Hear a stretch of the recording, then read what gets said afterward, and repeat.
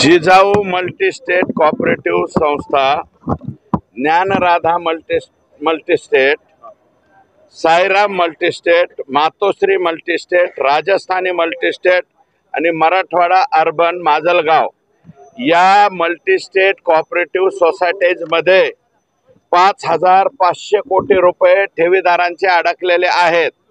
हे सगळे मल्टीस्टेटचे मालक जे आहेत ते सध्या आता जेलमध्ये आहेत, परंतु मराठवाड्यातले 16 लाख ठेवीदार आहेत। बीड जिल्ह्यातले एकट्या 1,26,000 ठेवीदार आहेत। मृत्युमुखी म्हणजे वेळेवर औषधोपचाराला पैसे न मिळाल्यामुळे 26 लोकांचा मृत्यू झालेला आहे। बीड जिल्ह्यातल्या भीमाशंकर महाडेकर या तरुणाने पैसे मिळत नसल्यामुळे बिंदुसरा धरणामध्ये उडी मारून स्वतःचा जीव दिलेला आहे आणि 5,500 कोटी ठेवीपैकी 3,700 कोटी हे एकट्या ज्ञानराधा मल्टीस्टेटमध्ये अडकलेले आहेत। ज्ञानराधा मल्टीस्टेटच्या सुरेश कुटे नावाचा व्यक्ती त्याच्या पत्नीला 36 बॉडीगार्ड अशा पद्धतीने हे लोक काही दिवसापूर्वी फिरत होते। 36 बॉडीगार्ड, अजून मला माझ्या आयुष्यात एक बॉडीगार्ड मिळाला नाही बरं का, परंतु याच्या पत्नीला 36 बॉडीगार्ड असायचे। प्रचंड प्रमाणात संपत्तीचं वाटोळं या लोकांनी केलंय, म्हणून राज्याचे मुख्यमंत्री यांना विनंती केली। सचिन उबाळे म्हणून हा मुलगा आहे, यांनी चांगल्या प्रकारचं आंदोलन त्या ठिकाणी उभा केलंय, तर राज्य सरकारचं रजिस्ट्रेशन नाही, एवढ्या नावावरती थांबता येणार नाही। या देशाचे माननीय गृहमंत्री अमित भाई शहा यांच्या समोर जाऊन या 5,500 कोटी रुपयाच्या ठेवी या लोकांना मिळाल्या पाहिजेत आणि त्यास्तव राज्याचे उपमुख्यमंत्री अजितदादा पवार यांनी पुढच्या आठवड्यामध्ये मुंबईमध्ये मंत्रालयात बैठक लावण्याचं आश्वासन मला दिलंय। आम्ही बैठक लावून घेऊ आणि या लोकांच्या वरती फक्त 420 आणि इतर कलमाच्या ऐवजी या सगळ्यांच्या प्रॉपर्ट्या जप्त केल्या पाहिजेत, त्याची विक्री केली पाहिजे आणि ही संघटित गुन्हेगारी मधला मोठा प्रकार आहे, म्हणून यांच्यावरती साधे कलम नाही 420चे, यांच्यावरती सुद्धा मोका लावण्यात यावा अशा प्रकारची मागणी मी करणार आहे। मुली बाळींचं वाढतं वय थांबवता येतंय का? अनेक मुलींची लग्न पुढे सरकायला लागलेली आहेत।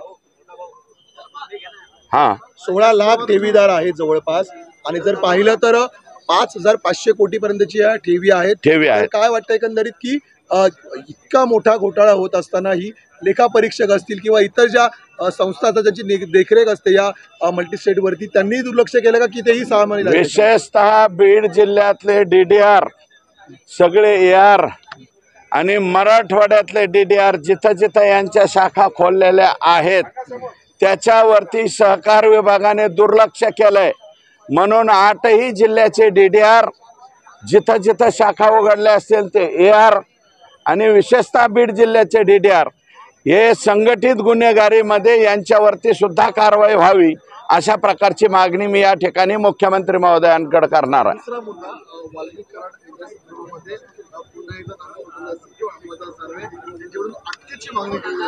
काल मुख्यमंत्र्यांनी थेट इशारा दिलेला आहे, वाल्मिक कराड यांचा जर समावेश असेल तर त्यांना अटक होणार आहे। विधिमंडळाच्या प्रांगणामध्ये ही चर्चा सुरू आहे की वाल्मिक कराड यांना नेमकी अटक कधी होणार, तुम्ही सत्यस्थिती जाणवणार, तुमचं काय म्हणणं आहे? हे पहा, या सदनाचे नेते आणि राज्याचे मुख्यमंत्री हे जे बोललेले त्याच्या पुढचं वाक्य मी वापरू शकत नाही। काल SITची स्थापनेची घोषणा झालेली आहे। काय आहे की SITची स्थापना करीत असताना सुद्धा गृह विभाग आहे, LNJD आहे, ते सगळी कायदेशीर प्रक्रिया पूर्ण करून आज दुपारपर्यंत त्या ठिकाणी ऑर्डर निघेल आणि ऑर्डर निघाल्याच्या नंतर जे आपण नाव घेतलेलं आहे, मी त्यांचं अजून नाव घेतलेलं नाही, परंतु फक्त आका म्हणलेलं आहे। विष्णू चाटे अँड गँगचा आका हे आका जे आहेत इन्व्हेस्टिगेशनमध्ये जर पुढे आले तर आका आपोआपच बिनभाड्याच्या खोलीमध्ये जातील। जितेंद्र आव्हाड बोलतात की धनंजय मुंडे यांचा वरदहस्त होता या प्रकरणामध्ये। कालपर्यंत मुंडे उपस्थित नव्हते सभागृहात, आज मात्र त्यांनी हजेरी लावलेली आहे, कारण काल त्यांचं नाव घेण्यात आलं नाही असं आव्हाड यांचं म्हणणं होतं। हे पहा, जितेंद्र आव्हाड साहेब काय बोलले हे मला माहिती नाही, परंतु ते स्वतः मीडियाच्या समोर काय बोलले हे त्यांनी सांगितलेलं आहे. आणि पंकजाताईंनी मला वाटतं दसरा मेळाव्याच्या दिवशी हे जे आका आहेत त्यांची ओळख काय आहे ती ऑलरेडी सांगितलेली आहे. आकांची ओळख मी नाही, पंकजाताईंनी सांगितलेली आहे आणि भगवान भक्तीगडावर सांगितलेली आहे. याच्यामध्ये स्वतः पंकजा मुंडे म्हटल्या होत्या की तो व्हिडिओही आता व्हायरल होतोय की धनंजय मुंडेंचं पानही हालत नाही असे वाल्मिक कराड आहेत. तुमचा थेट नाव धनंजय मुंडेकडे इशारा आहे का? नाही, माझा इशारा तिकडे नाही, पान हालत नाही, परंतु या प्रकरणामध्ये ते असतील असं मला वाटत नाही. हे आका जे आहेत, आका मात्र त्याच्यामध्ये असतील हे 100% खरं आहे. धनंजय मुंडेंनी मान्य केलंय की तुम्ही जे आका म्हणताय ते त्यांचे जवळचे सहकारी राहिलेले आहेत आणि हो, त्यांचे सहकारी आहेत, परंतु ह्या संतोष देशमुखच्या प्रकरणामध्ये मला वाटत नाही त्यांनी काही ऑर्डर सोडली असेल म्हणून. आणि जर सोडली असेल तर आकांच्या बरोबर आकांचे आका सुद्धा जातील. हा? आकाला आता आयजी आता त्याचे आयो राहणार आहेत, त्याच्यामुळं कोणी आका बाका चोका काहीही शिल्लक राहणार नाही.